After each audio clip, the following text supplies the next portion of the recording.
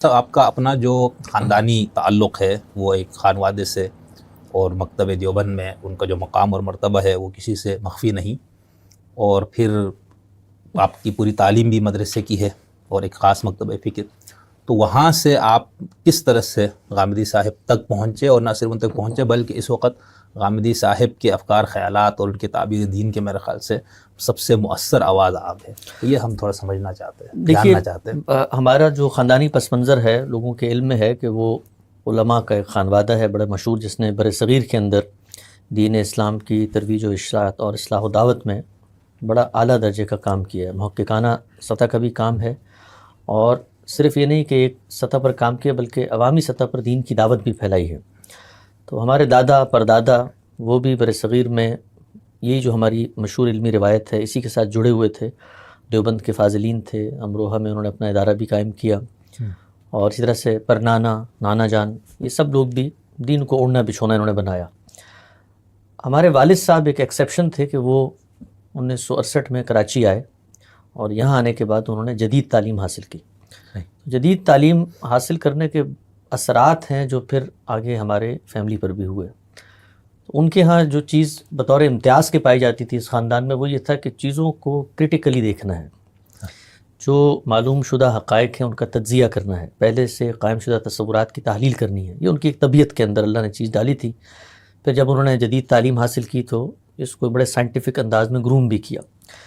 تو ہم بچپن سے ان کو دیکھتے تھے اپنے ہی خاندان کے بزرگوں اور علماء کے ساتھ مکالمہ مباحثہ کرتے ہوئے، جس میں وہ ان کو چیلنج کر رہے ہوتے تھے ان کے مختلف مذہبی نظریات پہ۔ تو ہمارے پس منظر اور داخل میں تو اپنے بزرگوں کی عظمت علمی پیوست تھی، لیکن کہیں نہ کہیں پس منظر میں جو والد صاحب کی ایک انڈائریکٹ تربیت ہے اس کے اثرات بھی نمایاں نظر آتے تھے۔ تو مجھے یاد ہے میں بہت بچپن میں متاثر ہوا مولانا طارق جمیل صاحب کی جو دعوتی سرگرمی ہیں ان سے ایک تعلق بھی ہے، آج بھی ہے، اس زمانے میں بہت زیادہ تھا، تبلیغ میں نے وقت لگایا کافی۔ تو میرا 8ویں 7ویں جماعت میں بالکل یہ ارادہ تھا کہ سب کچھ چھوڑ چھاڑ کے میں مدرسے میں چلا جاؤں۔ تو ان کی یہ کوشش تھی، انہوں نے مجھے سمجھایا بجھایا آمادہ کیا، اور وہ ہمیشہ ایک جملہ کہتے تھے، وہ کہتے تھے کہ مولوی نہیں بننا، اسکالر بننا ہے۔ اچھا، تو مجھے کبھی بھی یہ فرق اس وقت سمجھ میں نہیں آتا تھا، مطلب مولوی میں یا کسی ایک عام سے عالم میں اور اسکالر میں فرق کیا ہوتا ہے۔ تو پھر جب تھوڑی تھوڑی عمر بڑھتی رہی، وہ اپنا شعور ہم تک کمیونیکیٹ کرتے رہے، تو پھر کچھ چیزیں سمجھ میں آنے لگیں کہ اسکالر جو ہے وہ چیزوں کو ایک دوسرے زاویے سے دیکھتا ہے، وہ مسالک کا پابند نہیں ہوتا، اس کے اندر وسعت ہوتی ہے، اس کو تاریخ، زبان و ادب، قانون، فقہ، سیاست، عالمی عرف حالات، ان سب کی واقفیت ہوتی ہے، تو اس کا ایک ہولسٹک پرسپیکٹیو ہوتا ہے۔ تو وہ خود تو چونکہ عالم نہیں تھے، اس سطح پر افکار و نظریات تو نہیں پیدا کر کے مجھ میں منتقل، لیکن ایک انہوں نے بنا رکھی، اور وہ ہمیشہ کہتے تھے کہ آپ کی جو یہ رسمی تعلیم ہے اس کو پورا ہونا چاہیے۔ تو ان کے ہی کہنے پر میں نے پھر جو 12-14 جماعتیں ہوتی ہیں بڑا دل پہ پتھر رکھ کے میں نے وہ پڑھا، اور پھر میں مدرسے میں چلا گیا۔ تو مدرسے میں جب ہم گئے تو جذبہ ہوئی تھا، جو ہمارے اسلاف اور بزرگوں کی ایک روایت ہے اسی کی امین بن کے ہم گئے، لیکن کچھ ہی عرصے بعد وہ جو باتیں ان کی تحت شعور میں تھیں وہ کچھ سامنے آنے لگیں۔ مذہبی فکر کے آپ تضادات کہیے، اس کی جو بھول بھلائیاں ہیں، الجھنیں ہیں، کریوسٹیز ہیں، جن کو ہم اپنے طور پہ حل کرنے کی کوشش کر رہے ہوتے تھے، اور ایک نیریٹو تھا ہمارے پاس جو علماء دے رہے ہوتے تھے، لیکن دل ہی دل میں خود سے بات کرتے تھے کہ کوئی بات بنتی نہیں ہے۔ تو اس سے پھر کرٹیکلی چیزوں کا جائزہ لینے کی ایک کوشش، صلاحیت کہیے، وہ پیدا ہونا شروع ہوئی۔ اس میں جس چیز نے بہت مہمیز کا کام کیا وہ ہمارے بزرگوں کا، علماء کا رویہ تھا۔ یعنی جو سفر ہم نے آرگینیکلی شاید 10-12 سال میں طے کرنا تھا، وہ ان کی مہربانی اور ان کی خدمت سے بہت جلدی طے ہو گیا مدرسے کے دنوں میں۔ اس لیے کہ وہاں پر جب آپ کوئی کرٹیکل سوال اٹھاتے ہیں تو اس کرٹیکل سوال کا جواب دینے سے پہلے آپ کا کرٹیکل پوسٹ مارٹم ہو جاتا ہے کہ بھئی تم تو متاثر ہو رہے ہو، تمہارے اندر تو موجودیت کے جراثیم ابھر رہے ہیں، جو ان کے ذہن میں فرقہ باطلہ کی تصاویر ہوتی ہیں وہ ان کو آپ کے کرٹیکل سوال پر مجسم ہوتی ہوئی نظر آتی ہیں۔ یہ تو معتزلہ، اچھا ہمیں اس زمانے تک سچی بات یہ ہے کہ پتہ ہی نہیں تھا یار معتزلہ بھی کیا کہتے ہوں گے اس بارے میں، یا مودودی فکر کی کیا تھی۔ ہمارے تو ایک فطری جس طرح ایک متوسط درجے کے طالب علم کے ذہن میں تضادات کے نتیجے میں سوالات پیدا ہوتے ہیں، وہ ہو رہے ہوتے تھے۔ تو ٹیگنگ کا کام، لیبلنگ کا کام شروع ہوا۔ تو اس ٹیگنگ اور لیبلنگ سے اللہ تعالیٰ نے انسان کو جو شعور دیا ہے نا، وہ کبھی بھی تضادات میں نہیں جیتا۔ اس کے اندر کیوریوسٹی کی ایسی صلاحیت ہے کہ وہ آگے بڑھ کے حقیقت کو تلاش کرنا چاہتا ہے۔ آپ اگر دیکھیں نا کہ خود جو فلسفے کی پوری تاریخ ہے یا باقی جو علوم گزرے ہیں ان میں کیا ہے، یعنی یہ جو کچھ حکمت کی ساری جستجو کا منتہا کیا ہے، کائنات کے اختلافات میں وحدت کا سررشتہ تلاش کرنا یا اختلافات میں یکسانیت تلاش کرنا، یعنی کوئی ایک میگا نیریٹو ملنا چاہیے. یہ انسان چاہتا ہے، ہر انسان چاہتا ہے، یہ اللہ تعالیٰ نے اس کی فطرت میں ڈالا ہے. تو آپ کبھی بھی اگر متضاد متفرق آراء دیں گے جس کی کوئی پرنسپلڈ اپروچ نہیں ہوگی، خود آپ اپنے اصولوں کو توڑ رہے ہوں گے، تو اس کے نتیجے میں یہ ہو نہیں سکتا کہ کوئی باشعور آدمی اس کو آنکھیں بند کر کے تسلیم کر لے. تو اس کے لیے جو پہلا مرحلہ ہوتا ہے، اور ہمارے جو مذہبی فکر ہے وہ اس چیزوں سے واقف ہے، تو اسی لیے وہ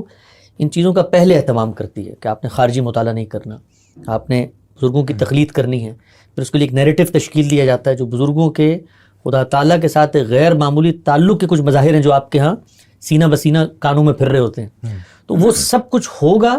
پھر آپ مذہب کی طرف جائیں گے. تو کیوریوسٹی جب پیدا ہوگی تو اس کو مارنا آسان ہوگا. لیکن اگر آپ کا براڈ بیس تعلیم کا پس منظر ہے، آپ چیزوں کو تجزیے، تحلیل، تنقید سے دیکھتے ہیں، تو پھر اس کا ایک نتیجہ نکلتا ہے. اور وہ نتیجہ ہماری ابتدائی طالب علمانہ زندگی میں بھی نکلا. میرا ایکسپوجر تھا پاکستان کے بڑے علماء کے ساتھ، اٹھنا بیٹھنا تھا اپنے خانوادے اور مذہبی پس منظر کے لحاظ سے. ان تک کے سامنے ہم نے ان چیزوں کو پیش کیا. ایسا نہیں ہے کہ کسی مسجد کے امام صاحب یا مولوی صاحب سے، یعنی جو علم کی نمائندہ شخصیات ہیں ان کے ساتھ براہ راست مکالمے کا موقع ملتا تھا. تو کچھ ہی عرصے بعد یہ اندازہ ہو گیا کہ یہ جو چیلنجز ہیں، جو سوالات ہیں، ان کے جواب میں بنا استدلال طے ہے، اور وہ ہے امت کی اجماعی روایت. یعنی چونکہ ایک جمع غفیر، ایک اجماع، ایک بڑا طبقہ یہ بات کرتا ہے، تو یہ خود اپنی ذات کے اندر ایک بہت بڑی دلیل ہے. تو اس کو اگر آپ نہیں مانتے، مجھے یاد ہے میں جب جاتا تھا بزرگوں کے پاس، سوالات کا سلسلہ ہوتا تھا، تو وہ ایک جملہ مجھے کہتے تھے کہ اس معاملے میں کہ آپ کا ذہن صاف نہیں ہے، یعنی یہ تو متفق علیہ معاملہ ہے. تو جب یہ کہا جاتا نا ذہن صاف نہیں ہے، تو ذہن کو یہ لگتا تھا کہ یار اس سے بڑی تو تمہاری کوئی توہین نہیں ہو سکتی. یعنی ذہن تو استدلال کے نتیجے میں صاف ہوتا ہے. ذہن جو ہے وہ آباء کے تصورات کو موروثی طور پہ اخذ کر لینے سے صاف نہیں ہوتا. تو ذہن کی جو صفائی ہے، اس کا جو کام ہونا چاہیے تھا وہ نہیں ہوا. تو پھر ایک لمبا وقت ہے، 6-7 سال کا زمانہ ہے، جس کے اندر کچھ ابتدائی حالات ہیں، کچھ رد عمل کے حالات ہیں، کچھ برزخ کی کیفیات ہیں. پھر یہ جو مکتبہ فکر ہے، خود اس کو پڑھنے کا ایک پورا سفر ہے، چونکہ ان کا 10-15 ہزار صفحات کا لٹریچر ہے. کسی بھی نئی پرنسپل اپروچ کو سمجھنے میں وقت لگتا ہے. تو کرتے کرتے اللہ تعالیٰ نے مجھے یہ موقع دیا کہ خود اس نظام فکر کے ایک بڑے آدمی کے ساتھ مجھے رہنے کا اور ان کے ساتھ کام کرنے کا اور ان کے افکار و نظریات کو سمجھنے کا موقع مجھ سے میسر آیا. اور گزشتہ 15 سال سے اللہ کا بڑا فضل ہے، میں ان کی خدمت میں حاضر ہوں، اور جو کچھ دین کا علم انہوں نے سیکھا ہے وہ اپنے طالب علموں کو سمجھاتے ہیں. سوالات وہاں بھی ہم کرتے ہیں، وہاں بھی کبھی اپنے آپ کو اس پر آمادہ نہیں کیا کہ جس عہد کو لے کر ہم ایک فکری دھارے سے دوسری جگہ پر آئے ہیں اس کا یہاں پر انتقال نہ ہو. تو غامدی صاحب کے ساتھ شب و روز مکالمہ ہوتا ہے، مباحثہ ہوتا ہے، بلکہ بسا اوقات یہ سچی بات میں آپ سے عرض کرتا ہوں کہ اس درجے میں چلا جاتا ہے کہ کہیں ہمیں ان پر ترس آ رہا ہوتا ہے، یار یہ تو ہم زیادتی کر رہے ہیں. یعنی ٹھیک ہے ایک آدمی بڑا کشادہ ظرفی کا اظہار کرتا ہے، لیکن انہوں نے اس جو ہمارے اندر کی ایک آپ کا یہ لٹک ہے اس کو مرنے نہیں دیا، اس کو آمادہ رکھا ہے. اور ان کے ساتھ بھی جو ان کے ارد گرد لوگ ہوتے ہیں وہی ان کے محبوب ہوتے ہیں جو ان کے ناقدین ہوں، ان کی فکر کو کریٹیکلی انالائز کریں، کیونکہ ان کا مقصد بھی یہ ہوتا ہے کہ وہ ذہن صاف نہیں کرنا چاہتے، وہ اپنا جو ذہن ہے اس کو صاف کروانا چاہتے ہیں. یعنی آپ ان کے پاس جائیں اگر کوئی تنقید لے کے، تو وہ تنقید کو سننے کا جو حوصلہ ہے وہ تو ایک طرف، یعنی اس آدمی کے اندر ایک شدید خواہش پیدا ہوتی ہے کہ ہو سکتا ہے آپ کی تنقید کے نتیجے میں مجھے ریویو کرنے کا موقع مل جائے، میں اپنے افکار و نظریات کو دوبارہ سے کریٹیکلی انالائز کروں. تو اس پس منظر میں اس مکتبہ فکر سے تعارف ہوا، اور اب چونکہ اس کو پڑھتے لکھتے ہوئے 10-15 سال ہو گئے ہیں، اور جو امت کی علمی روایت ہے اس کو پڑھ کے ہم اس طرف آئے تھے، تو اب تقابل بھی کر لیا ہے، جو منہاج ہیں ان کے سرشتے بھی دریافت ہو گئے ہیں، پرنسپلز بھی معلوم ہیں. تو اب تصویر پوری ہو گئی ہے، پتہ چل گیا ہے کہ جو تضادات اس فکر میں پائے جاتے تھے اس کی وجوہات کیا تھیں، اور کیسے ان کیوریوسٹیز کو فکر فراہی دور کرتا ہے.